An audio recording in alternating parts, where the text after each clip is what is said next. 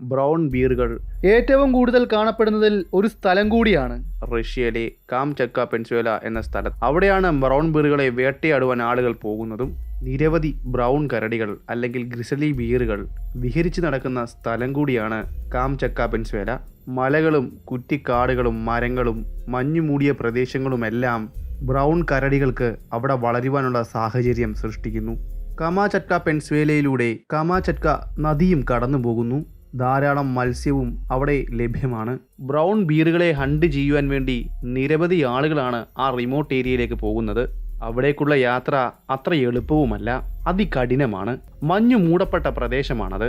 അവിടേക്ക് വേട്ടക്കാർ പോകുന്നത് സ്ലെഡ് ഡോഗുകളുടെ സഹായത്തോടെയാണ്. 10-ലധികം നായ്ക്കളടങ്ങുന്ന ഒരു പാക്ക്, അത് വലിച്ചു കൊണ്ടുപോകുന്ന ഒരു വാഹനം, അതും തടി കൊണ്ട് നിർമ്മിച്ചത്. അതിൽ കയറിയാണ് അവിടേക്ക് യാത്ര തിരിക്കുന്നത്. മഞ്ഞിലൂടെ അത് തെന്നി നീങ്ങും നായ്ക്കൾ വലിച്ചു കൊണ്ടുപോകുമ്പോൾ. അങ്ങനെയുള്ള വണ്ടികളിലാണ് അവിടേക്ക് യാത്ര തിരിക്കുന്നത്. അത്യധികം സാഹസികത നിറഞ്ഞ യാത്രയാണത്. ഒരു വണ്ടിയിൽ ഏകദേശം 2 പേർക്ക് ഇരിക്കുവാൻ സാധിക്കും.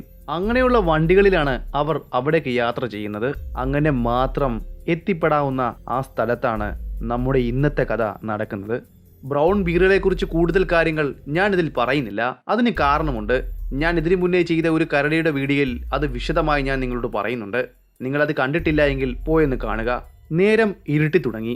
നല്ല തണുത്ത കാറ്റ് വീശുന്നുമുണ്ട്. പുതിയൊരു വേട്ടസംഘം ബ്രൗൺ ബീറുകളെ വേട്ടയാടുവാൻ വേണ്ടി അവിടേക്കെത്തി. അവരിപ്പോൾ എത്തി നിൽക്കുന്നത് കമാചട്ക റിവറിന്റെ തീരത്താണ്.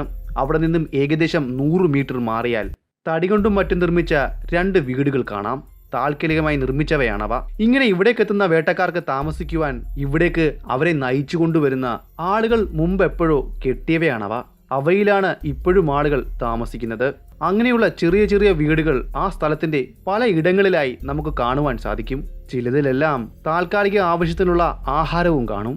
ദൗത്യം പൂർത്തിയാക്കി മടങ്ങിപ്പോകുന്ന വേട്ടക്കാരും അല്ലെങ്കിൽ അവരെ അവിടേക്ക് കൊണ്ടുവരുന്ന ഗൈഡും ഉപേക്ഷിച്ചിട്ട് പോകുന്ന ഭക്ഷണ സാധനങ്ങളാണ് അവയിലുള്ളത്. ഇനിയും അവിടേക്ക് വരുന്നവർക്ക് 1-2 ദിവസത്തേക്ക് കഴിച്ച് ജീവൻ നിലനിർത്താൻ പോകുന്ന ആഹാരം അവിടെ ഉണ്ടാകും. അന്ന ആൻഡ്രൂസ്, അലക്സ് ഫിയ, ഇവാൻ ഫിറോ എന്നിവരായിരുന്നു അവിടേക്ക് എത്തിയവർ. ഇവാൻ ഫിറോ ആയിരുന്നു അവരെ നയിച്ചുകൊണ്ട് അവിടേക്കെത്തിയ റഷ്യക്കാരനായ ഹണ്ടർ. അന്ന ആൻഡ്രൂസ്, അലക്സ് ഫിയ ഇവർ ഓസ്ട്രേലിയക്കാരായ വേട്ടക്കാരായിരുന്നു. ഇവർ ഒരു കൗതുകത്തിന് വേണ്ടി ബ്രൗൺ ബീറുകളെ വേട്ടയാടുവാൻ വേണ്ടി ഇവിടേക്ക് എത്തിയതായിരുന്നു. ഇവിടേക്ക് എത്തിയപ്പോൾ തന്നെ സന്തോഷം പകരുന്ന ഒരു കാഴ്ച ഒരു വേട്ടക്കാരൻ എന്ന നിലയിൽ അവർക്ക് കാണുവാൻ സാധിച്ചിരുന്നു. അവർ എന്തിനെയാണോ തേടി വന്നത് അതിന്റെ കാൽപ്പാടുകൾ ആ നദിയുടെ തീരത്തെ വിശാലമായി വെള്ള വിരിച്ചു കിടക്കുന്ന ആ മഞ്ഞിൽ കാണാമായിരുന്നു. ഇവാൻ ആ കാൽപ്പാടുകൾ സസൂക്ഷ്മം നിരീക്ഷിച്ചു. എന്നിട്ട് അവൻ പറഞ്ഞു, ഈ കരടിക്ക് ഏകദേശം 14 അടി ഉയരമുണ്ടെന്ന്. അതൊരു ആൺകരടിയാണെന്ന് കൂടി അവൻ പറഞ്ഞു. എന്നാൽ ആ കാൽപ്പാടുകൾ അവിടെ പതിഞ്ഞിട്ട് മണിക്കൂറുകൾ തന്നെ ആയിക്കഴിഞ്ഞിരുന്നു. ആ പാടുകൾ ഇപ്പോൾ പതിയെ മറഞ്ഞുകൊണ്ടിരിക്കുകയാണ്. അപ്പോൾ ആ സമയത്ത് അവിടേക്ക് വീശിയ തണുത്ത കാറ്റിൽ അവിടേക്ക് പെയ്തിറങ്ങിയ മഞ്ഞിൽ അത് മറയുവാൻ തുടങ്ങിയിരുന്നു. പിന്നെ ഒട്ടും സമയം വൈകിക്കാതെ അവർ ആ വീടുകളിലേക്ക് കയറി. ഇവാൻ കൊണ്ടുവന്ന ഇന്ധനമൊഴിച്ച് അവിടുത്തെ ജനറേറ്റർ വർക്ക് ചെയ്യിപ്പിച്ചു. അത് വർക്ക് ചെയ്യുവാൻ ഒരുപാട് സമയമെടുത്തു. കാരണം അത് തണുത്തിരിക്കുകയായിരുന്നു. കൂടുതൽ സമയം അദ്ദേഹം അവിടെ ചെലവഴിച്ച ശേഷമാണ് അയാൾക്കത് പ്രവർത്തിപ്പിക്കുവാൻ സാധിച്ചത്. 2 വണ്ടികളിലായി 10-18ഓളം നായ്ക്കൾ അവർക്കൊപ്പം ഉണ്ടായിരുന്നു. ആ വീടിന് പരിസരത്ത് നായ്ക്കളെ ബന്ധിപ്പിച്ച് നിർത്തുവാൻ പ്രത്യേകം സ്ഥലമുണ്ടായിരുന്നു. അവിടെ അവരുടെ നായ്ക്കളെ കെട്ടിയിട്ടു. അതിനുശേഷം അതിനാവശ്യമായ ആഹാരം കൊടുത്തു. പിന്നെ അവർ അവരുടെ സാധനങ്ങൾ വണ്ടിയിൽ കൊണ്ടുവന്നത് എടുത്ത് വീടിനകത്തേക്ക് വെച്ചു. പിന്നെ പതിയെ അതിൽ നിന്നും സാധനങ്ങൾ എടുത്ത് അവർക്ക് ആഹരിക്കുവാൻ വേണ്ട ആഹാരം അവിടെ പാചകം ചെയ്യുവാനും ആരംഭിച്ചു. അങ്ങനെ അത്താഴം കഴിച്ച് കിടക്കുന്ന സമയം നേരം ഏറെ വൈകിയിരുന്നു. പുറത്തെ കാറ്റിന് ശമനമുണ്ടായിരിക്കുന്നു. മഞ്ഞു വീഴ്ച അവസാനിച്ചു. പുറത്ത് കെട്ടിയിരിക്കുന്ന നായ്ക്കൾ വല്ലാതെ കുരയ്ക്കുന്നു. എന്തോ ഒരു അപകടം വരാനിരിക്കുന്നത് പോലെയാണ് അവർ അവിടെ കിടന്ന് കുരയ്ക്കുന്നത്. ഇവാൻ ഫിറോ തന്റെ വീട്ടിൽ നിന്നും പുറത്തിറങ്ങിയില്ല. എന്നാൽ അന്ന ആൻഡ്രൂസും അലക്സ് ഫിയയും അങ്ങനെ ആയിരുന്നില്ല. അലക്സ് ഫിയ നല്ല ഉറക്കത്തിലായിരുന്നു. അന്ന ആൻഡ്രൂസ് ഉറങ്ങിയിരുന്നില്ല. അന്ന ആ നായ്ക്കളുടെ കുരയിൽ വല്ലാതെ അസ്വസ്ഥയായി. അവൾ പതിയെ വാതിൽ തുറന്ന് പുറത്തേക്കിറങ്ങി. കുരയ്ക്കുന്ന നായ്ക്കൾക്കരികിലേക്ക് നടന്നു. അവ കുര നിർത്തിയില്ല. വീണ്ടും വീണ്ടും കുരച്ചുകൊണ്ടിരുന്നു. അവൾ അതിനരികിലേക്ക് നടന്നു. കുരയ്ക്കുന്ന നായ്ക്കളെ സൂക്ഷിച്ചു നോക്കി. അതിനുശേഷം ചുറ്റും വെള്ളയാൽ പുതയ്ക്കപ്പെട്ടിരുന്നു. ചന്ദ്രന്റെ വെളിച്ചത്തിൽ ചുറ്റുപാടും വളരെ വ്യക്തമായി തന്നെ കാണുവാൻ സാധിക്കുമായിരുന്നു. നായ്ക്കൾ എവിടേക്കാണ് നോക്കി കുരയ്ക്കുന്നതെന്ന് അവൾ നോക്കി. അവിടേക്ക് അവൾ തറപ്പിച്ച് സൂക്ഷ്മമായി നോക്കി. അവൾക്കൊന്നും അവിടെ കാണുവാൻ സാധിക്കുന്നില്ലായിരുന്നു. അവിടെ നിന്ന മരക്കൂട്ടങ്ങൾക്ക് മറവിൽ എന്തോ മറഞ്ഞിരിക്കുന്നതായി അവൾക്ക് തോന്നി. എന്താണെന്ന് അവൾക്ക് മനസ്സിലാക്കുവാൻ സാധിച്ചില്ല. എന്നാലും അല്പനേരം അവൾ അവിടേക്ക് തുറച്ചു നോക്കി. അതിനുശേഷം അവൾ അതിനരികിലേക്ക് നടന്നു. ഏകദേശം 10 അടിക്ക് മേൽ അവൾ നടന്നു. അവളുടെ കാലുകൾ മഞ്ഞിലേക്ക് പൂഴ്ന്നു പോകുന്നുണ്ടായിരുന്നു. വളരെ പ്രയാസപ്പെട്ട് തന്നെയാണ് അവൾ ഓരോ അടിയും മുന്നിലേക്ക് വെക്കുന്നത്. എങ്കിലും അവൾ മുന്നിലേക്ക് നടന്നു. ഏകദേശം 10 അടിക്ക് മേൽ അവൾ നടന്നു കാണണം. ഏത് നായാട്ടിനും അവൾ പുറത്തു പോകുമ്പോൾ അവൾക്കൊപ്പം കാണാറുള്ള അവളുടെ റൈഫിൽ ആ സമയം അവൾക്കൊപ്പം ഉണ്ടായിരുന്നില്ല. തികച്ചും നിരായുധയായാണ് അവൾ അവിടെ നിന്നത്. അവിടെ അവൾ നേരിടാൻ പോകുന്ന അപകടത്തെക്കുറിച്ചുള്ള മുൻധാരണയൊന്നും ആ സമയം അവൾക്കുണ്ടായിരുന്നില്ല. അവർക്കൊപ്പം അവിടേക്ക് വന്ന ഇവാൻ അതിനെക്കുറിച്ചുള്ള കാര്യങ്ങൾ കൂടുതലായൊന്നും അവരോട് പറഞ്ഞിട്ടുമുണ്ടായിരുന്നില്ല. അതിനാൽ തന്നെ തികച്ചും ഭയമില്ലാതെ തന്നെയാണ് അവൾ അവിടെ നിന്നത്. 2-3 മിനിറ്റുകൾ അവിടെ നിന്ന് തന്നെ അവൾ അവിടേക്ക് തുറച്ചു നോക്കി. അല്പസമയം കഴിഞ്ഞ് ആ മരത്തിന്റെ മറവിൽ നിന്നും എന്തോ ഒരു സാധനം മുന്നിലേക്ക് 4 കാലിൽ നടന്നു വരുന്നത് അവൾ കണ്ടു. ഉരുണ്ടുരുണ്ട് മരത്തിന്റെ മറവിൽ നിന്നും ഏകദേശം 5-10 അടി അത് നടന്നു കാണണം. അതിനുശേഷം അവൻ 2 കാലിൽ എഴുന്നേറ്റ് നിന്ന് ഉച്ചത്തിൽ അലറി. അവന്റെ അലർച്ചയിലായിരിക്കണം ചുറ്റുപാടുമുള്ള മരങ്ങളിൽ നിന്നും മഞ്ഞുപാളികൾ നിലത്തേക്ക് വീണത്. എന്ത് ചെയ്യണമെന്നറിയാതെ ഒരു നിമിഷത്തേക്ക് അന്നെ അവിടെ തമ്പിച്ചു നിന്നുപോയി. പിന്നെ ഒട്ടും വൈകിയില്ല. അവൾ ആവും വേഗം അവിടെ നിന്ന് തിരിഞ്ഞോടുവാൻ ഒരു ശ്രമം നടത്തി. എന്നാൽ അവളുടെ കാലുകൾ മഞ്ഞിൽ പുതഞ്ഞു പോയിരുന്നു. അവൾ വളരെ വേഗം തന്നെ ആവുന്നത് പോലെ അവളുടെ കാലുകൾ മഞ്ഞിൽ നിന്നും വലിച്ചൂരി വീട് ലക്ഷ്യമാക്കി ഓടി. എന്നാൽ ആ കരടിയുടെ വേഗത്തിന് മറികടക്കാൻ പോകുന്ന വേഗമൊന്നും അവൾക്കുണ്ടായിരുന്നില്ല. എങ്കിലും അവളെ കൊണ്ടാവുന്ന പോലെ അവൾ അവിടെ കൂടി. പറഞ്ഞു തീർക്കുന്ന സമയം കൊണ്ട് തന്നെ കരടി അവൾക്കരികിലേക്കെത്തി. അവന്റെ കയ്യിലെ കൂർത്ത വളഞ്ഞ നഖങ്ങൾ കൊണ്ട് അവളെ അടിച്ച് താഴെയിട്ടു. കരടിയുടെ ആക്രമണത്തിൽ അടികൊണ്ട വേദനയിലും അവൾ ഉച്ചത്തിൽ നിലവിളിച്ചു. അവളുടെ നിലവിളി കേട്ട് ഇവാനും അലക്സും അവിടെ ഓടിയെത്തി. എങ്കിലും അവളെ രക്ഷിക്കുവാൻ അവർക്ക് സാധിച്ചില്ല. അവർ അവിടേക്ക് എത്തുമ്പോൾ അവർ കാണുന്ന കാഴ്ച അതിഭയാനകമായിരുന്നു. ചോരയിൽ കുളിച്ചു കിടക്കുന്ന അന്ന, അവളുടെ തല കരടിയുടെ വായിലും. ഇവാൻ തന്റെ റൈഫിൽ ആ കരടിയുടെ നേരെ ഉയർത്തുന്നതിന് മുന്നേ തന്നെ ഒരു തണ്ണിമത്തങ്ങ പൊട്ടിക്കുന്ന ലാഘവത്തിൽ കരടി അവരുടെ മുന്നിൽ വെച്ച് അന്നയുടെ തല കടിച്ചു പൊട്ടിച്ചു. തലയൊട്ടി ഞെരിഞ്ഞമർന്ന് പൊട്ടുമ്പോഴുണ്ടാകുന്ന ശബ്ദം അലക്സിന്റെയും ഇവാന്റെ ചെവികളെയും വിറയൽ കൊള്ളിച്ചു. അപ്പോഴേക്കും ഇവാന്റെ ലക്ഷ്യം വെക്കാത്ത റൈഫിൽ പൊട്ടി തീരെ കരടിയുടെ ഏതോ ഭാഗത്ത് തറച്ചു കയറി. അവൻ വേദനയാൽ അവിടെ നിന്നും ഉച്ചത്തിൽ അലറിയ ശേഷം പിന്തിരിഞ്ഞ് മരങ്ങൾക്കിടയിലൂടെ മല ലക്ഷ്യമാക്കി കൂടി. രക്തം കട്ട പിടിക്കുന്ന കാഴ്ചയായിരുന്നു അലക്സ് നേരിട്ട് കണ്ടത്. തന്റെ കാമുകിക്ക് സംഭവിച്ച അതിക്രൂരമായ മരണത്തെ കണ്ട് അലക്സ് തരിച്ചു നിന്നുപോയി. അദ്ദേഹത്തിന്റെ കൈകളോ കാലുകളോ ചലിപ്പിക്കുവാനായില്ല. അദ്ദേഹത്തിന്റെ കണ്ണുകൾ നിറഞ്ഞു തുളുമ്പിയിരുന്നു. ഇവാൻ പതിയെ ആ ശരീരത്തിനരികിലേക്ക് നടന്നു. ചോരയാൽ കുളിക്കപ്പെട്ട ശരീരമായിരുന്നു അത്. കരടി അവളുടെ ശരീരം മുഴുവൻ ആന്തി പറിച്ചിരുന്നു. തണുപ്പിൽ നിന്നും രക്ഷ നേടുവാൻ അവൾ ധരിച്ചിരുന്ന കമ്പിളി വസ്ത്രം അവൻ കീറിയെറിഞ്ഞിരുന്നു. അതുമാത്രമായിരുന്നില്ല, ആ ശരീരത്തിൽ തലയുണ്ടായിരുന്നില്ല, അത് ചിതറിപ്പോയിരുന്നു. അല്ലെങ്കിൽ അന്നയുടെ ശരീരത്തിൽ നിന്നും ആ കരടി അത് കടിച്ചെടുത്തിരിക്കുന്നു. അവളുടെ ശരീരത്തിൽ നിന്നും കട്ട പിടിച്ച ചുവന്ന രക്തം വെള്ള പുതച്ചു നിൽക്കുന്ന ആ മഞ്ഞിലേക്ക് ഊറി ഇറങ്ങുന്നുണ്ടായിരുന്നു. വളരെ വേഗം തന്നെ അവൾ കടന്നിരുന്നതിന്റെ ചുറ്റുപാടും ചുവന്ന നിറം വ്യാപിച്ചു, രക്തത്തിന്റെ ചുവപ്പ് നിറം. പിന്നെ ഒട്ടും താമസിക്കാതെ ഇവാൻ വളരെ വേഗം തന്നെ അദ്ദേഹം കടന്നിരുന്ന ആ വീടിനുള്ളിലേക്ക് പോയി. അവിടെ നിന്നും ഒരു വലിയ കറുത്ത നിറത്തിലുള്ള ഒരു ബാഗ് കൊണ്ടുവന്നു. അതിനുള്ളിലേക്ക് അന്നയുടെ ശരീരം എടുത്തു കിടത്തി. അവളുടെ ചിന്നി ചിതറിയ തലയും. ഇവിടേക്ക് വേട്ടയ്ക്ക് വരുന്നവർക്ക് എന്തെങ്കിലും സംഭവിക്കുകയാണെങ്കിൽ, അല്ലെങ്കിൽ അവർക്ക് ജീവഹാനി സംഭവിക്കുകയാണെങ്കിൽ അവരുടെ ശരീരം പുറത്തേക്ക് കൊണ്ടുപോകുവാൻ വേണ്ടി ഇവിടെ സൂക്ഷിച്ചിരിക്കുന്ന ബാഗുകളാണവ. അതിൽ ഒന്നിലേക്കാണ് അന്നയുടെ ശരീരം ഇവാൻ എടുത്തു കിടത്തിയത്. അതിനുശേഷം ശരീരം അവിടെ നിന്ന് വലിച്ചുകൊണ്ടുവന്ന് വീടിന് സമീപത്ത് എടുത്തു കിടത്തി. അത് കഴിഞ്ഞ് അവിടെ നിന്ന് മഞ്ഞ് വെട്ടി ആ ശരീരത്തിന് മുകളിലേക്കിട്ടു. മഞ്ഞുകൊണ്ട് അത് മൂടി. അപ്പോഴും അലക്സ് അവിടെ നിശ്ചലനായി നിൽക്കുകയാണ്. എന്താണ് പറയേണ്ടതെന്നോ എന്താണ് ചെയ്യേണ്ടതെന്നോ യാതൊരു ധാരണയുമില്ലാതെ അങ്ങനെ തകർന്നിരുന്ന അലക്സിനെയും കൊണ്ട് ഇവാൻ തന്റെ വീടിനുള്ളിലേക്ക് പോയി. അദ്ദേഹത്തെ അവനാകും വിധം ആശ്വസിപ്പിച്ചു. എന്നിട്ട് അവനോട് പറഞ്ഞു, ഇതൊരു അപകടം പിടിച്ച കളിയാണ്, ഇതൊരു ജീവൻ മരണ പോരാട്ടമാണ്. ഇവിടേക്ക് എത്തുന്നവർ തങ്ങളുടെ ജീവൻ പണയം വെച്ചാണ് കരടികളെ വേട്ടയാടാറ്. ഒന്നും എളുപ്പമല്ല. എല്ലാം കാലത്തിന് വിട്ടുകൊടുക്കുക മാത്രമേ നമുക്ക് ചെയ്യുവാനാകുകയുള്ളൂ എന്നൊക്കെ ഇവാൻ അലക്സിനോട് പറയുന്നുണ്ടായിരുന്നു. അതെല്ലാം കേട്ട് ഒരു പ്രതിമ കണക്ക് അവൻ അങ്ങനെയിരുന്നു. നേരം പുലർന്ന സമയം തന്നെ അന്നയുടെ ശരീരം നായ്ക്കൾ വലിക്കുന്ന വണ്ടിയിൽ എടുത്ത് കെട്ടിവെച്ചിരുന്നു. അവർ വേട്ട അവസാനിപ്പിച്ച് തിരികെ നാട്ടിലേക്ക് പോകുകയാണ്. എല്ലാം നഷ്ടപ്പെട്ടവനെ പോലെ അലക്സും അവിടെ നിന്ന് വേദനിക്കുന്ന ഓർമ്മകൾക്ക് വിട നൽകി ഒരു ദിവസം കൊണ്ട് തന്റെ സന്തോഷങ്ങളെല്ലാം തട്ടിയെടുത്ത ആ സ്ഥലത്തെ ശപിച്ചുകൊണ്ട് അവൻ യാത്ര തിരിച്ചു. ഇനി ഒരിക്കലും ഇവിടേക്ക് മടങ്ങി വരില്ല എന്നും അവൻ പറഞ്ഞു. അതായിരുന്നു കൊരിച്ചിമ്യൂസ് സ്മിർത്ത് എന്ന ബ്രൗൺ ഡെഡ് എന്നറിയപ്പെടുന്ന കരടിയുടെ ആദ്യ നരവേട്ട.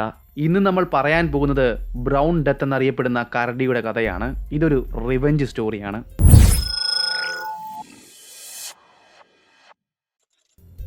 നമ്മൾ ഇന്ന് പറയാൻ പോകുന്നത് ഡേവിഡ് വിൽസന്റെയും ജോർജ് ഡേവിഡിന്റെയും കഥയാണ്. അച്ഛനായ ഡേവിഡിന് 48 വയസ്സും ജോർജിന് 20 വയസ്സുമാണുള്ളത്. അവർ ഇരുവരും നല്ല വേട്ടക്കാരുമാണ്. ഡേവിഡ് വിൽസൺ ഒരു കരടി വേട്ടക്കാരനാണ്. നിരവധി കരടികളാണ് അദ്ദേഹത്തിന്റെ തോക്കിന് മുന്നിൽ കീഴടങ്ങിയത്.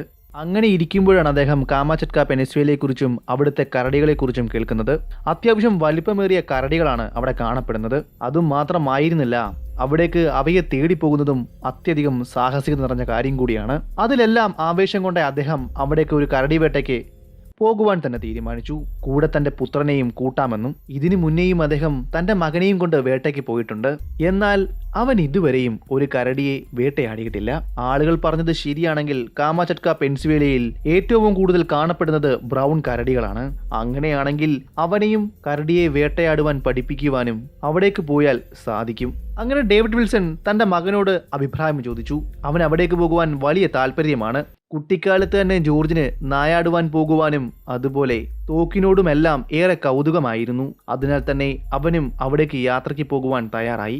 അങ്ങനെ അവർ അമേരിക്കയിലെ ലോസ് ആഞ്ചലസിൽ നിന്നും റഷ്യയിലെ മോസ്കോയിലേക്ക് യാത്ര ചെയ്തു.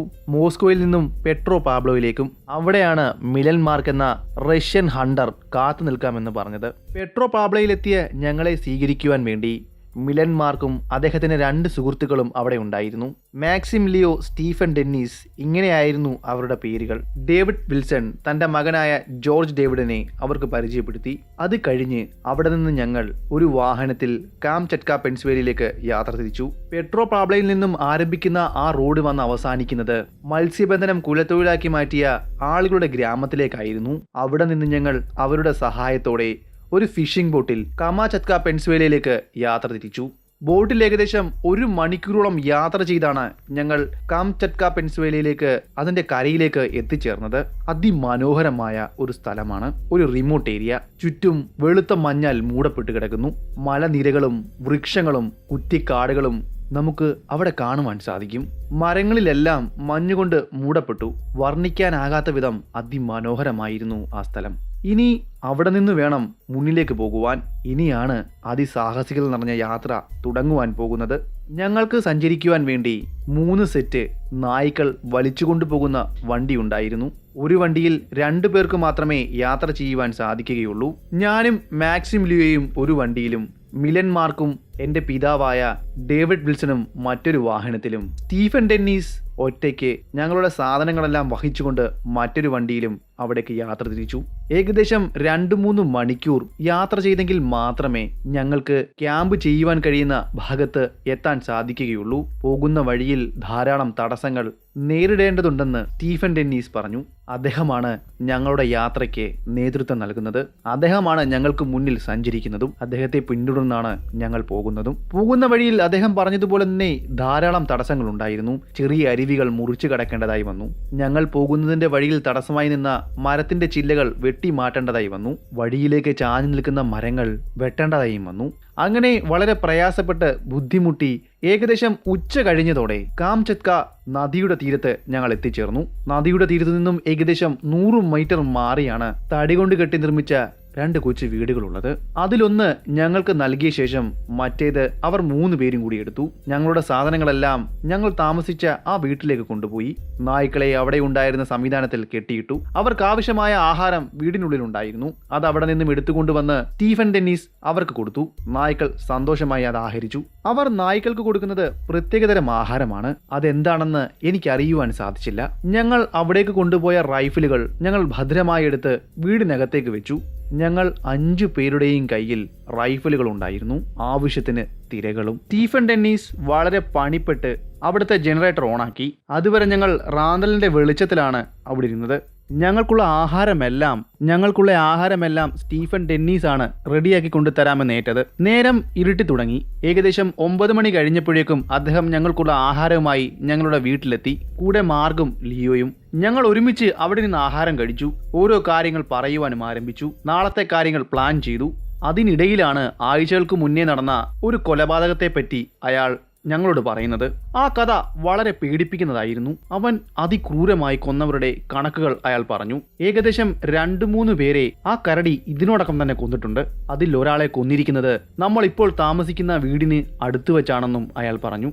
ആ കഥയും അയാൾ ഞങ്ങളോട് പറയുവാനിടയായി. ആ കഥയാണ് ഞാൻ കഥയുടെ തുടക്കത്തിൽ നിങ്ങളോട് പറഞ്ഞത്. മിലൻ മാർഗിന്റെ സുഹൃത്തായ ഇവാൻ പറഞ്ഞ കഥയായിരുന്നു അത്. അതും മാത്രമായിരുന്നില്ല, ദിവസങ്ങളോളം അയാൾ പോലീസ് സ്റ്റേഷനുകളിൽ കയറി ഇറങ്ങുക കൂടി ചെയ്തു. അവന്റെ ഇരയായിത്തീർന്നത് അവർ മാത്രമായിരുന്നില്ല, നിരവധി പേരുണ്ടായിരുന്നു. അങ്ങനെയാണ് ആ കരടിക്ക് ബ്രൗൺ ഡെത്ത് എന്ന പേര് കിട്ടിയത്. അവനെ തിരിച്ചറിയുവാനും വളരെ എളുപ്പമാണ്. അസാധാരണ വലിപ്പമുള്ള അവന്റെ മുഖത്ത് നെടുനീളൻ ഒരു പാടുണ്ട്. ആരോ എന്തോ വെച്ച് വെട്ടിയതിന്റെ പാടാണത്. ആ നെടുനീളൻ പാട് അവന്റെ ഇടനെറ്റിയുടെ മുകളിൽ മുതൽ മൂക്കിന്റെ താഴെ വലതുഭാഗം വരെ നീണ്ടു നിൽക്കുന്നു. ആ നെടുനീളൻ പാട് അവന്റെ മുഖത്ത് എങ്ങനെ വന്നതെന്ന് ആർക്കും അറിയില്ല. അവന്റെ മുന്നിൽപ്പെട്ടവരാരും തന്നെ ജീവിതത്തിലേക്ക് തിരികെ മടങ്ങി വന്നിട്ടുമില്ല. അങ്ങനെയുള്ള ഈ കരടിയെ ഇവിടുത്തെ റഷ്യൻ വേട്ടക്കാർ തന്നെയാണ് ബ്രൗൺ ഡെത്ത് എന്ന് വിളിച്ചത്. എല്ലാ കഥകളും വളരെ വിശദമായി തന്നെ മാർഗും ഡെന്നീസും ലിയോയും ഞങ്ങളോട് പറഞ്ഞു. നാളെ കാലത്ത് ഞങ്ങൾ കരടി വേട്ടയ്ക്ക് ഇറങ്ങുമ്പോൾ ഇതെല്ലാം ഞങ്ങളുടെ മനസ്സിൽ വെച്ചിരിക്കണമെന്നും അവർ പറഞ്ഞു. ബ്രൗൺ ഡെത്ത് എവിടെയാണ് മറഞ്ഞിരിക്കുന്നതെന്ന് പറയുവാൻ സാധിക്കുകയില്ല. അവന് മനുഷ്യന്റെ മണം എത്ര അകലെ നിന്ന് പോലും മനസ്സിലാക്കുവാൻ സാധിക്കും. അതിനാൽ നാളത്തെ വേട്ട തികഞ്ഞ ജാഗ്രതയോടെ വേണം മുന്നിലേക്ക് കൊണ്ടുപോകാനെന്നും അവർ പറഞ്ഞു. ഇതെല്ലാം കേട്ട് എൻ്റെ ഉള്ളിൽ ചെറിയൊരു ഭയം വന്നിരുന്നു. എന്നാൽ എൻ്റെ പിതാവ് ഡേവിഡ് ഒരു അടി പോലും ചലിച്ചില്ല. ഒരു കൂസലമില്ലാതെ ആ കഥകളെല്ലാം അദ്ദേഹം കേട്ടിരുന്നു. ഇതിലും വലിയ വില്ലനെ കൊന്നതാണെന്ന മട്ടിൽ.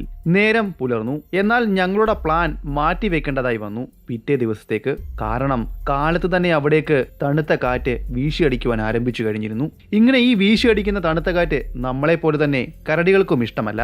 അതിനാൽ തന്നെ അവർ ഇര തേടുവാൻ ഈ സമയങ്ങളിൽ പുറത്തിറങ്ങാറില്ല. ഞങ്ങളുടെ ലക്ഷ്യം കരടികളായതുകൊണ്ട് തന്നെ ഒരു പ്രയോജനമില്ലാത്ത ഈ പോക്ക് വേണ്ട എന്ന് തന്നെ ഞങ്ങൾ വെച്ചു. അന്ന് പുലർച്ചെ വീശിയടിക്കുവാൻ തുടങ്ങിയ തണുത്ത കാറ്റും പെയ്തിറങ്ങിയ മഞ്ഞും ഏകദേശം വൈകുന്നത് വരെ അവിടെ തുടർന്നു. അങ്ങനെ ഒരു പ്രയോജനവുമില്ലാതെ ഒന്നും ചെയ്യാതെ ഞങ്ങളുടെ ഒരു ദിവസം കടന്നുപോയി. പിറ്റേ ദിവസം പുലർന്നത് ശാന്തമായാണ്. രാവിലെ യാതൊരു കാറ്റോ മഞ്ഞുവീഴ്ചയോ അവിടെ ഉണ്ടായില്ല. നായാട്ടിന് തികച്ചും അനുയോജ്യമായ ഒരു കാലാവസ്ഥയായിരുന്നു അത്. പിന്നെ ഒട്ടും സമയം പാഴാക്കാതെ ഞങ്ങൾ കരടിയെ വേട്ടയാടുവാനുള്ള തയ്യാറെടുപ്പിലായി. റൈഫിലുകളുമായി ഞങ്ങൾ മുന്നിലേക്ക് നടന്നു. വെള്ളവിരിച്ച് തറയിൽ കിടക്കുന്ന മഞ്ഞ് എങ്ങും കാണാമായിരുന്നു. ഒരു പരവതാനി പോലെ അതെങ്ങും വിരിഞ്ഞു കിടക്കുന്നു. അതിനിടയിൽ മരങ്ങളും. തലേ ദിവസത്തെ മഞ്ഞുവീഴ്ചയിലായിരിക്കാം മരങ്ങളെല്ലാം മഞ്ഞിൽ മൂടപ്പെട്ടു. അവയുടെ ഇലകളൊന്നും കാണുവാൻ കഴിയുന്നില്ല. ഒന്ന് ശക്തമായി കുലുക്കുകയോ കാറ്റ് വീശുകയോ ചെയ്യുകയാണെങ്കിൽ അതെല്ലാം താഴേക്ക് നിലം പതിക്കുകയും ചെയ്യും. ഞങ്ങൾ ധരിച്ചിരിക്കുന്നത് കടും പച്ച നിറത്തിലുള്ള വസ്ത്രങ്ങളാണ്. എത്ര മഞ്ഞിലും പെട്ടെന്ന് ഞങ്ങളെ തിരിച്ചറിയുവാൻ സാധിക്കും. അതുപോലെ തന്നെയാണ് കരടികളെയും. ഞങ്ങൾ അവിടെ നിന്നും ഏകദേശം 1/4 മൈലോളം മുന്നിലേക്ക് നടന്നു. അപ്പോൾ ഞങ്ങൾക്ക് ഒരു കാഴ്ച കാണുവാൻ സാധിച്ചു. ഞങ്ങൾ നിൽക്കുന്ന സ്ഥലത്ത് നിന്നും ഒരുപാട് മൈൽ അകലെ ഒരു മലയുടെ അടിവാരത്തിലൂടെ അധികം പ്രായമില്ലാത്ത ഒരു കരടി നടന്നു പോകുന്ന കാഴ്ചയായിരുന്നു അത്. ആ വെളുത്ത പരവതാനിയുടെ മുകളിൽ ബ്രൗൺ നിറമുള്ള ഒരു പൊട്ടുപോലെയാണ് ഞങ്ങൾക്ക് തോന്നിയത്. എത്ര ദൂരെ നിന്നും അവ എടുത്ത് കാണുവാൻ സാധിക്കുമായിരുന്നു. ഞങ്ങൾ ഞങ്ങളുടെ കൈവശമുള്ള ബൈനോക്കുലറിലൂടെ അതിനെ നിരീക്ഷിച്ചു. അധികം വളർച്ചയെത്താത്ത ഒരു കരടിയായിരുന്നു അത്. അതിനാൽ തന്നെ അതിനെ പിന്തുടർന്നു പോയി വെടിവെച്ച് കൊല്ലുന്നതും അതിന്റെ തൊലി ഊരിയെടുക്കുന്നതും യാതൊരു പ്രയോജനവുമില്ലാത്ത കാര്യമാണ്. ഇത്രയും ദൂരം ഞങ്ങൾ യാത്ര ചെയ്തു വന്നത് ഒരു ചെറിയ കരടിയെ കൊന്നിട്ട് മടങ്ങി പോകുവാനല്ല. ഇവിടെ ഉള്ളതിൽ വെച്ച് ഏറ്റവും വലിയ കരടിയെ തന്നെ കൊല്ലണമെന്നായിരുന്നു എൻ്റെ പിതാവിൻ്റെ ആഗ്രഹം. അദ്ദേഹം തികഞ്ഞ പുച്ഛത്തോടെ മാത്രമാണ് ആ ചെറു കരടിയെ കണ്ടത്. പിന്നീട് അദ്ദേഹം ആ ദിക്കിലേക്ക് നോക്കുവാൻ പോലും മടിച്ചു. അദ്ദേഹം ചുറ്റുപാടും നിരീക്ഷിച്ചു. മറ്റെവിടെയെങ്കിലും ഏതെങ്കിലും ഒരു കരടിയെ കാണുമോ എന്നറിയുവാൻ വേണ്ടി തന്റെ റൈഫിൽ അദ്ദേഹം മുറുകെ പിടിച്ചു. ഇതുവരെ ഡെന്നീസ് ആയിരുന്നു ഞങ്ങളെ നയിച്ചതെങ്കിൽ പിന്നീട് എന്റെ പിതാവായിരുന്നു ഞങ്ങളെ മുന്നിലേക്ക് നയിച്ചത്. ഒരു കരടി വേട്ടക്കാരന്റെ കൂർമ്മ ബുദ്ധി അദ്ദേഹത്തെ സഹായിച്ചു. അദ്ദേഹത്തിന് മുന്നിൽ അടയാളമായി തെളിഞ്ഞതെല്ലാം പരിചയസമ്പത്തുള്ള ഒരു വേട്ടക്കാരനെ പോലെ അദ്ദേഹം പരിശോധിച്ചു. മുന്നിലേക്ക് നടന്നു. പാറക്കല്ലുകളും മലകളും നിറഞ്ഞ പ്രദേശത്തു കൂടിയാണ് ഞങ്ങൾ ഇപ്പോൾ സഞ്ചരിക്കുന്നത്. മലയുടെ അടിവാരത്തിലൂടെ ഞങ്ങൾ നടന്ന് മലയുടെ മുകളിലേക്ക് കയറുവാൻ ആരംഭിച്ചു. സാധാരണഗതിയിൽ ഈ ഭാഗങ്ങളിൽ കരടികളെ കാണാറ് പതിവാണ്, മാർക്ക് പറഞ്ഞു. പാറക്കല്ലുകൾ കൊണ്ട് നിറഞ്ഞ ആ സ്ഥലത്ത് നിരവധി ഗുഹകളുണ്ടായിരുന്നു. അവിടെ എവിടെയെങ്കിലുമൊക്കെ കരടികളെ കാണാൻ സാധിക്കുമെന്ന് ഞങ്ങൾക്കുറപ്പായിരുന്നു. ഞങ്ങൾ അതിനരികിലേക്ക് പോയി. അതിലെ ഒരു ഗുഹയുടെ പുറത്ത് കരടിയുടെ കാൽപ്പാടുകൾ ഞങ്ങൾ കണ്ടെത്തി. എന്നാൽ കരടി അതിനകത്തുണ്ടോ എന്ന് ഞങ്ങൾക്ക് അറിയേണ്ടതുണ്ടായിരുന്നു. ഞങ്ങൾ അല്പസമയം അവിടെ കാത്തുനിന്നു. യാതൊരു പ്രയോജനവും ഉണ്ടായില്ല. മിലൻമാർക്ക് ആ ഗുഹയുടെ അകത്തേക്ക് ഒരു കല്ല് വലിച്ചെറിഞ്ഞു. എന്നാൽ അതിനും യാതൊരു മറുപടിയും ലഭിച്ചില്ല. അങ്ങനെയുള്ള ആ ഗുഹയുടെ ഒരു വശത്ത് മരങ്ങൾ തിങ്ങി നിന്നിരുന്നു. മറുവശത്തേക്ക് മലയുടെ കയറ്റമാണ്. ഞങ്ങളിപ്പോൾ നിൽക്കുന്നത് ഗുഹാമുഖത്ത് നിന്നും ഏകദേശം 10-30 അടി മാറിയുള്ള ഒരു പാറയുടെ പുറകിലാണ്. 1 മണിക്കൂറിനടുത്ത് ഞങ്ങൾ അവിടെ സമയം ചെലവഴിച്ചു. സാധാരണഗതിയിൽ കരടി ആ ഗുഹയ്ക്കുള്ളിൽ ഉണ്ടെങ്കിൽ നമ്മൾ കല്ല് വലിച്ചെറിയുകയാണെങ്കിൽ അതിന് പ്രകോപനമുണ്ടാകും. അവ തീർച്ചയായും ഗുഹയുടെ പുറത്തേക്ക് ഓടി വരികയും അല്ലെങ്കിൽ ഉച്ചത്തിൽ അലറുകയും ചെയ്യും. എന്നാൽ ഇതൊന്നും അവിടെ ഞങ്ങൾക്ക് കാണുവാൻ സാധിച്ചില്ല. നിരവധി കരടികളെ വേട്ടയാടി കൊന്നിട്ടുള്ള എന്റെ പിതാവായ ഡേവിഡ് വിൽസൺ ഒരു തീരുമാനമെടുത്തു. നമ്മൾ ആരെങ്കിലും ഒരാൾ ആ ഗുഹാമുഖത്ത് പോകണമെന്നും അതിനുള്ളിൽ കരടിയുണ്ടോ എന്ന് പരിശോധിക്കണമെന്നും പറഞ്ഞു. എന്നാൽ അവിടേക്ക് പോകുവാൻ ആരും തന്നെ തയ്യാറായില്ല. എല്ലാവർക്കും മരണത്തെ ഭയമായിരുന്നു. എന്നാൽ ഡേവിഡ് വിൽസൺ അതിന് തയ്യാറായി. ഗുഹയുടെ ഉള്ളിലേക്ക് ഞാൻ പോകുന്ന സമയം നിങ്ങളെല്ലാം നിങ്ങളുടെ റൈഫിൽ ചൂണ്ടി നിൽക്കണമെന്നും ഏത് നിമിഷവും വെടികുതിർക്കാൻ തയ്യാറായി തന്നെ നിൽക്കണമെന്നും പറഞ്ഞു. വിൽസണും മാർഗും ഡെന്നീസും അത് ശരിവെച്ചു, കൂടെ ഞാനും. എന്നാലും എൻ്റെ ഉള്ളിൽ ഭയമുണ്ടായിരുന്നു. ഇനിയും കരടി അതിനുള്ളിൽ കാണുമെങ്കിൽ എന്തായിരിക്കും സംഭവിക്കാൻ പോകുന്നത്? എന്നാൽ ഡേവിഡ് വിൽസന് യാതൊരു ഭയവും ഉണ്ടായിരുന്നില്ല. അദ്ദേഹം തൻ്റെ റൈഫിലുമായി ആ ഗുഹയുടെ അരികിലേക്ക് നടന്നു. ഗുഹാമുഖത്ത് എത്തിച്ചേരുകയും ചെയ്തു. എന്നാൽ ഗുഹയുടെ അകത്ത് കട്ട പിടിച്ച ഇരുട്ടായിരുന്നു. പുറത്തുനിന്നും അകത്തേക്ക് നോക്കിയാൽ യാതൊന്നും കാണുവാൻ സാധിക്കുകയില്ല. എന്നാൽ അകത്തുനിന്നും പുറത്തോട്ട് നോക്കിയാൽ മറിച്ചുമാണ്. പുറത്തു നിൽക്കുന്ന ആളിനെ വളരെ വ്യക്തമായി തന്നെ ഗുഹയ്ക്കുള്ളിൽ ഇരിക്കുന്ന ആൾക്ക് അല്ലെങ്കിൽ കരടിക്ക് കാണുവാൻ സാധിക്കും. ഡേവിഡ് വിൽസൺ തന്റെ കൈവശമുണ്ടായിരുന്ന റൈഫിൽ ആ ഗുഹയ്ക്കുള്ളിലേക്ക് ചൂണ്ടി കാഞ്ചിയിൽ വിരൽ വെച്ച് ഗുഹയ്ക്കുള്ളിലേക്ക് കയറി ഏകദേശം 5 മിനിറ്റ് കഴിഞ്ഞ് കാണണം. ഉച്ചത്തിലുള്ള അലർച്ച ഗുഹയ്ക്കുള്ളിൽ നിന്നും ഞങ്ങൾ കേട്ടു, കൂടെ ഡേവിഡിന്റെ അലർച്ചയും. ഞങ്ങൾ നോക്കി നിൽക്കെ ഗുഹയുടെ പുറത്തേക്ക് ഡേവിഡ് തെറിച്ചു വീണു. വളരെ പെട്ടെന്ന് തന്നെ ഗുഹയ്ക്കുള്ളിൽ നിന്നും ബ്രൗൺ നിറമുള്ള ഒരു കരടി, അസാമാന്യ വലിപ്പമുള്ള ഒരു കരടി പുറത്തേക്ക് വന്നു. ഒരു നിമിഷത്തേക്ക് മാത്രമേ ഞങ്ങൾക്ക് അവനെ കാണുവാൻ സാധിച്ചുള്ളൂ. അവനെ കണ്ടപ്പോൾ തന്നെ ഡെന്നീസിന്റെയും മാർക്കിന്റെയും ലിയോയുടെയും മുഖത്ത് വന്ന ഭയം എന്നെ കൂടുതൽ ഭയത്തിലേക്ക് ആഴ്ത്തി. അവർ ഇതുവരെ പറഞ്ഞ കഥയിലെ ആ വില്ലനായ ബ്രൗൺ ഡെത്ത് എന്നറിയപ്പെടുന്ന കരടിയായിരുന്നു അത്. ഒരു നിമിഷത്തേക്ക് മാത്രമേ അവന്റെ ശരീരവും മുഖവും ഞങ്ങൾ കണ്ടുള്ളൂ. അതുമാത്രം മതിയായിരുന്നു അവൻ ആരാണെന്ന് തിരിച്ചറിയുവാൻ. പുറത്തേക്ക് തെറിച്ചു വീണ ഡേവിഡിന് അനക്കമൊന്നും ഉണ്ടായില്ല. ചെറിയ ഞരക്കം മാത്രമേ ഉണ്ടായിരുന്നുള്ളൂ. ഗുഹയുടെ പുറത്തേക്ക് ചാടി വന്ന കരടി അദ്ദേഹത്തെയും വലിച്ചുകൊണ്ട് ഗുഹയ്ക്കുള്ളിലേക്ക് പോയി. പിന്നീട് അവിടെ നിന്നും അവസാനമായി ഡേവിഡിന്റെ ഒരു അലർച്ച കൂടി ഉണ്ടായി. അതിനുശേഷം മറ്റൊരു ശബ്ദവും അവിടെ നിന്ന് ഉയർന്നില്ല. ഏകദേശം 2-3 മണിക്കൂർ ഞങ്ങൾ അവിടെ ചിലവഴിച്ചു, ആ കരടി പുറത്തേക്ക് വരുമോ എന്നറിയുവാൻ വേണ്ടി. എന്നാൽ അവൻ പുറത്തേക്ക് വരുവാൻ തയ്യാറായില്ല. എന്റെ എല്ലാ പ്രതീക്ഷയും അവസാനിച്ചു. എന്റെ കയ്യിൽ നിന്നും എന്റെ റൈഫിൽ നിലത്തേക്ക് വീണു. ഞാൻ ആ തണുത്ത മഞ്ഞിലേക്ക് തളർന്നു വീണു. എല്ലാ പ്രതീക്ഷയും എന്റെ തെറ്റി. ഇനിയുള്ള എന്റെ ജീവിതത്തിലെ യാത്രകളെല്ലാം തനിച്ചായിരിക്കുമെന്ന ബോധം എന്നിൽ അപ്പോൾ ഉണ്ടായി. അതെന്നെ തികച്ചും തകർത്ത് കഴിഞ്ഞിരുന്നു. അപ്പോഴേക്കും നിരാശയിലും വിഷമത്തിലും ദേഷ്യത്തിലും എൻ്റെ മനസ്സ് ചാഞ്ചാടുവാൻ തുടങ്ങി. പിന്നെ ഒട്ടും വൈകിയില്ല. നിലത്ത് കുത്തിയിരുന്ന ഞാൻ പെട്ടെന്ന് എൻ്റെ റൈഫിൽ എടുത്തുകൊണ്ട് ആ ഗുഹാമുഖത്തേക്ക് ഓടി. എന്നാൽ മാർക്കും ലിയോയും ചേർന്ന് എന്നെ തടഞ്ഞു. ഡെന്നീസ് വിശദമായി തന്നെ കാര്യങ്ങൾ എന്നോട് പറഞ്ഞു. ഇത്രയും ആവേശത്തിൽ നീ ആ ഗുഹാമുഖത്തേക്ക് പോകുകയാണെങ്കിൽ നിന്റെ അച്ഛന് സംഭവിച്ചതുപോലെ തന്നെ നിനക്കും സംഭവിക്കും. ബ്രൗൺ ഡെത്ത് എന്ന പിശാച് നിന്നെയും പിടികൂടും. ഇവിടേക്ക് വരുന്നതിന് മുന്നേ തന്നെ ഞാൻ നിന്നോടും നിന്റെ പിതാവിനോടും പറഞ്ഞതാണ്, ഇതൊരു മരണം മണക്കുന്ന താഴ്വാരയാണെന്നും ഇവിടെ പിശാചായ പൈശാചികത നിറഞ്ഞ ബ്രൗൺ ഡെത്ത് എന്ന് ഇവിടുത്തെ വേട്ടക്കാർ വിളിക്കുന്ന കരടിയുണ്ട് എന്നും. എന്നാൽ അമിതമായ ആത്മവിശ്വാസത്തോടെ നിന്റെ പിതാവാണ് ആ കരടിയെ തേടിപ്പോയത്.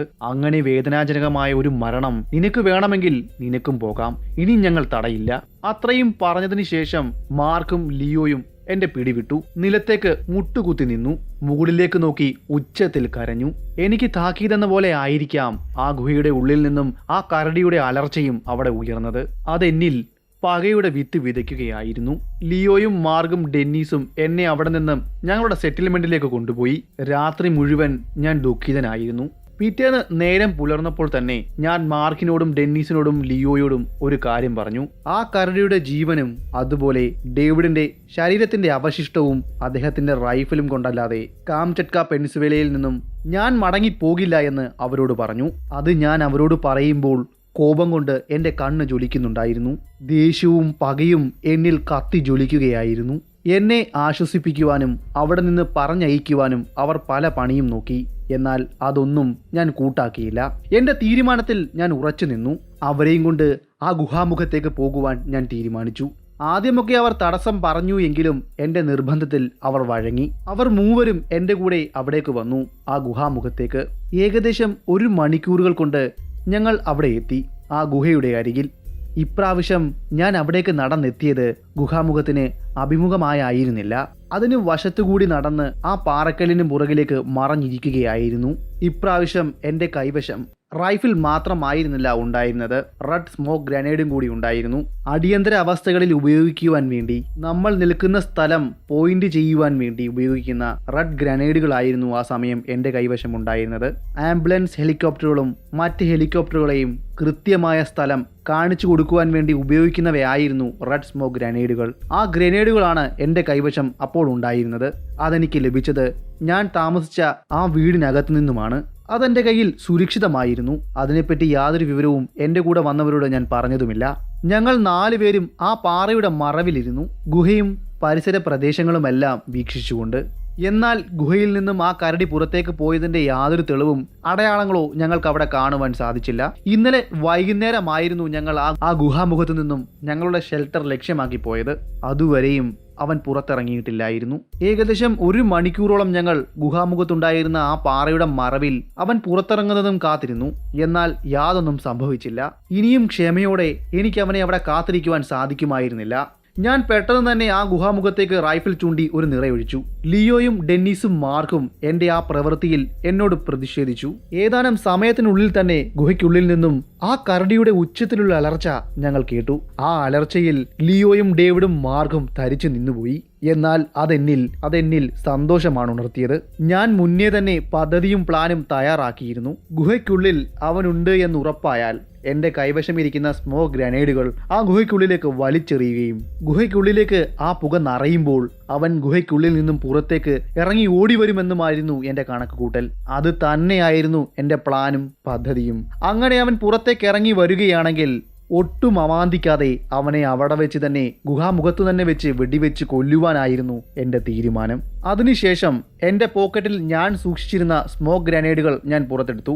ലിയോയോടും ഡെന്നീസിനോടും മാർക്കിനോടും കാര്യങ്ങൾ ഞാൻ വിശദീകരിച്ചു കൊടുത്തു. എൻ്റെ പദ്ധതി അവർക്ക് വല്ലാതെ ബോധിച്ചു. ഞാൻ ഗുഹയ്ക്കുള്ളിലേക്ക് സ്മോക്ക് ഗ്രനേഡുകൾ വലിച്ചെറിയുന്ന സമയം നിങ്ങൾ പാറയ്ക്ക് പുറകിൽ നിന്നും മുന്നിലേക്ക് ഇറങ്ങിച്ചെന്ന് ഗുഹാമുഖത്തേക്ക് തങ്ങളുടെ റൈഫിൾ ചൂണ്ടി നിൽക്കണമെന്ന് പറഞ്ഞു. അവനെ പുകച്ച് പുറത്ത് ചാടിച്ച് അവൻ ഗുഹയ്ക്ക് വെളിയിലേക്ക് വരുമ്പോൾ തന്നെ ഒട്ടും അമാന്തിക്കാതെ അവനെ വെടിവെച്ച് തീർക്കണമെന്നും പറഞ്ഞു. ഇത്രയും പറഞ്ഞ ശേഷം ഞാൻ എൻ്റെ റൈഫിൾ എൻ്റെ തോളിൽ തൂക്കി. എൻ്റെ പോക്കറ്റിൽ സൂക്ഷിച്ചിരുന്ന ഗ്രനേഡ് ഞാൻ കയ്യിലെടുത്തു. ഞങ്ങൾ ഇപ്പോൾ നിൽക്കുന്ന ഭാഗത്തു നിന്നും സ്മോക്ക് ഗ്രനേഡുകൾ എറിയുകയാണെങ്കിൽ ഗുഹയുടെ ഉള്ളിലേക്ക് പോകുവാൻ സാധ്യത കുറവാണ്. അതിനാൽ തന്നെ കുറച്ചുകൂടി മുന്നിലേക്ക് പോകേണ്ടതുണ്ട്. പാറയുടെ മറവിൽ നിന്നും ഞാൻ പുറത്തേക്ക് നടന്നു. അവിടെ നിന്നും ഗുഹാമുഖത്തെ ലക്ഷ്യമാക്കിയും. പിന്നെ ഒട്ടും വൈകിയില്ല. ഞാൻ ഗുഹാമുഖം ലക്ഷ്യമാക്കി ഓടി. എൻ്റെ കൈവശം ഉണ്ടായിരുന്ന സ്മോക്ക് ഗ്രനേഡിന്റെ പിന്നൂരി ഗുഹയ്ക്കുള്ളിലേക്ക് വലിച്ചെറിഞ്ഞു. ഒരു ഗ്രനേഡ് ആയിരുന്നില്ല എൻ്റെ കൈവശം ഉണ്ടായിരുന്നത്, 2 ഗ്രനേഡുകൾ ഉണ്ടായിരുന്നു. ഞാൻ എറിഞ്ഞ 2 ഗ്രനേഡുകളും ഗുഹയ്ക്കുള്ളിലേക്ക് പോയി വീണു. എവിടെയാണോ ഞാൻ നിന്നത് അവിടെ തന്നെ നിലത്ത് കിടന്നു.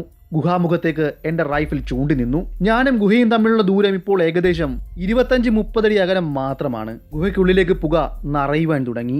കുറച്ചു സമയം ഞങ്ങൾ ഗുഹാമുഖത്ത് കാത്തുനിന്നു. ഗുഹയ്ക്കുള്ളിൽ നിന്നും വലിയ അലർച്ചയോടെ ഞങ്ങൾ പ്രതീക്ഷിച്ചതുപോലെ തന്നെ ആ കരടി പുറത്തേക്ക് ഓടി വന്നു. അപ്പോഴേക്കും ഗുഹയുടെ പുറത്തേക്കും ആ പുക പടരുവാൻ തുടങ്ങിയിരുന്നു. അവ്യക്തമായ ഒന്ന് ഗുഹയുടെ പുറത്തേക്ക് വളരെ വേഗത്തിൽ കുതിച്ചു വരുന്നത് ഞങ്ങൾ കണ്ടു. പിന്നെ ഒട്ടും താമസിച്ചില്ല, വേഗത്തിൽ ഞങ്ങളെ ലക്ഷ്യമാക്കി വരുന്ന ആ കരടിയുടെ വ്യക്തമാകാത്ത ആ രൂപത്തിലേക്ക് നിറയൊഴിച്ചു.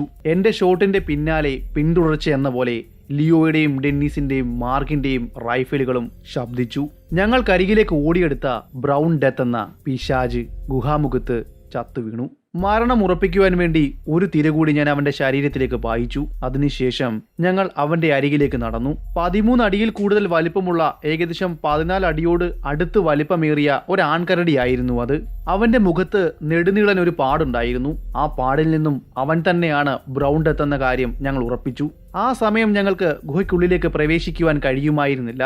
ഗുഹ മുഴുവൻ പുകയാൽ മൂടിക്കഴിഞ്ഞിരുന്നു. ആ ഗുഹയിലെ പുക അടങ്ങുവാൻ വേണ്ടി ഏകദേശം മണിക്കൂറുകളോളം ഞങ്ങൾ അവിടെ കാത്തുനിന്നു. പുക അടങ്ങിയ ശേഷം ഞങ്ങൾ ഗുഹയ്ക്കുള്ളിലേക്ക് പ്രവേശിച്ചു. കരടി ആഹാരമാക്കി മിച്ചം വന്ന ഡേവിഡിന്റെ ശരീരം ഞങ്ങൾ കണ്ടു. കൂടാതെ അദ്ദേഹത്തിന്റെ റൈഫിലും ഞങ്ങൾ അവിടെ നിന്നെടുത്തു. കരടിയുടെ ശരീരത്തിൽ നിന്നും അവന്റെ തല ഞാൻ വെട്ടിയെടുത്തു. കരടിയുടെ തോലുരിഞ്ഞ ശേഷം ഡേവിഡിന്റെ ശരീരം അതിൽ പൊതിഞ്ഞു. അവിടെ നിന്ന് ഞങ്ങൾ ഡേവിഡിന്റെ ശരീരവും കരടിയുടെ തലയുമായി ഞങ്ങളുടെ സെറ്റിൽമെന്റ് ലക്ഷ്യമാക്കി നടന്നു. അതുപോലെ പെട്രോ പാബ്ലയിൽ ആ കരടിയുടെ രോമത്തിനൊപ്പം അദ്ദേഹത്തിന്റെ ശരീരവും അടക്കം ചെയ്തു. നമ്മുടെ ഇന്നത്തെ കഥ ഇവിടം കൊണ്ട് അവസാനിക്കുകയാണ്. ഞാൻ ഇന്ന് നിങ്ങളോട് പറഞ്ഞ ഈ കഥ നിങ്ങൾക്ക് ഇഷ്ടമാണെങ്കിൽ ചാനൽ സബ്സ്ക്രൈബ് ചെയ്യുന്ന കാര്യമൊന്ന് പരിഗണിക്കുക. അതുപോലെ നിങ്ങളുടെ ഇഷ്ടം ലൈക്കിലൂടെയും കമന്റിലൂടെയും അറിയിക്കുക. അപ്പോൾ പുതിയൊരു വീഡിയോയുമായി ഞാൻ അടുത്ത ദിവസം വരുന്നതായിരിക്കും. അതുവരെ ഗുഡ് ബൈ.